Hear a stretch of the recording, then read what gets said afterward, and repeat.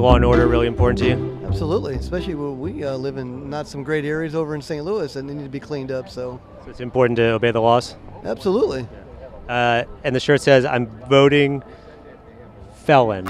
What's up, everybody? Major Retired Richard Ojeda here, and buckle up because we've got a doozy for you guys today. Our friends over at The Good Liars have done it once again. Jason Selvig interviewed a Trump supporter who was rocking an I'm Voting Felon 2024 shirt while claiming that law and order is important. And the shirt says, I'm voting felon. 2024. And what does that mean?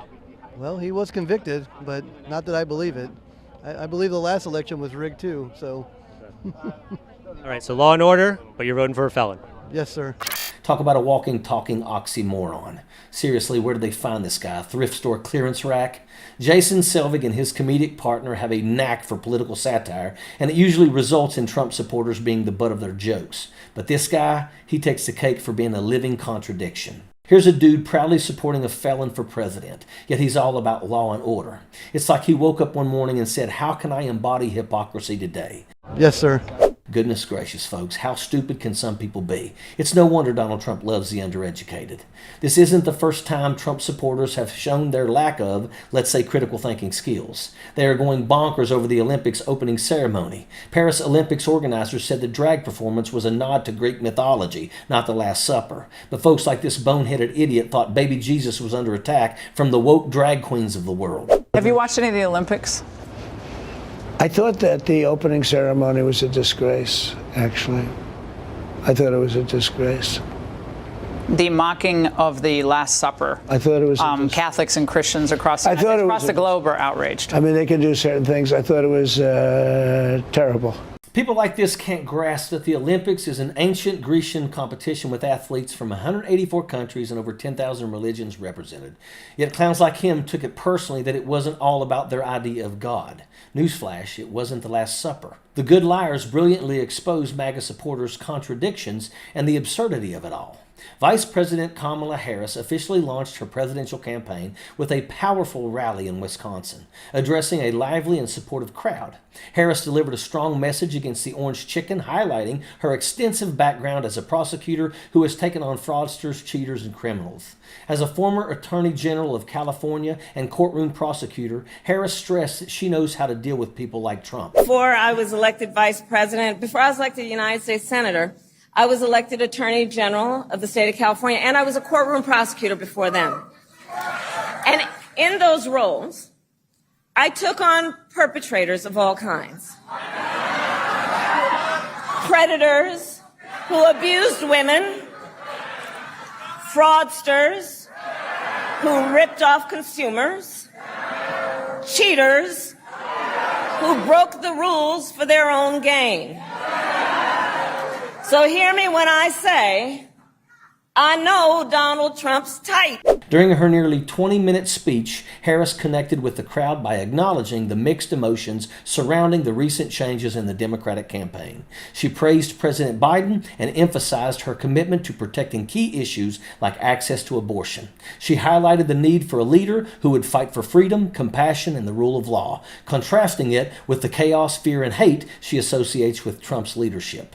In a call to unity and action, Harris asked the nation to consider the type of country they want to live in, one of freedom, compassion, and the rule of law, or one of chaos, fear, and hate. She closed her speech with an inspirational message: when we fight, we win, leaving the stage to the empowering song Freedom by Beyonce. Harris's rally not only set the tone for her campaign, but also aimed to inspire hope and determination among her supporters, promising a future focused on justice, equity, and the well-being of all Americans.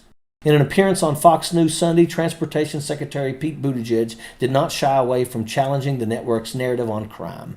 During his interview with anchor Shannon Bream, Buttigieg emphasized that crime rates have actually decreased under President Joe Biden, contrary to the alarming picture often painted by Fox News. Trying to make people think that crime is up when crime is down under Joe Biden and crime was up under Donald Trump. Now, I don't know how often that gets reported on this network, so if you're watching this at home, do yourself a favor and look up the data. Well, we invite that. Great. So if you look this up at home, you will know that crime went down under Biden and crime went up under Trump, and I think the violent crime for sure. So I think the really important thing to ask is, why would America want to go back to the higher crime that we experienced under Donald Trump. Buttigieg highlighted that while former President Donald Trump frequently emphasizes migrant crime, the data shows crime was higher during his administration compared to Biden's term. As Bream attempted to redirect the conversation to individual high-profile cases, Buttigieg firmly steered it back to the broader statistics, urging viewers to verify the data for themselves. Do yourselves a favor and look up the data, pointing out that crime went up under Trump and down under Biden. He questioned why Americans would want to return to a higher crime rates experienced under Donald Trump. Buttigieg's confrontation on Fox News shows his commitment to dispelling misinformation and confronting the MAGA agenda head-on, showcasing a gracefully yet firm approach to battling false narratives. The events of January the 6th exposed a glaring hypocrisy within the Blue Lives Matter rhetoric espoused by Trump and his supporters.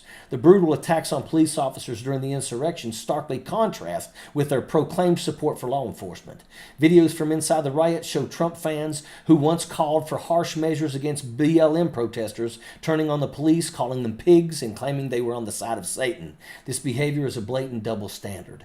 Trump's hypocrisy is laid bare, and it's baffling how his followers fail to see the contradiction.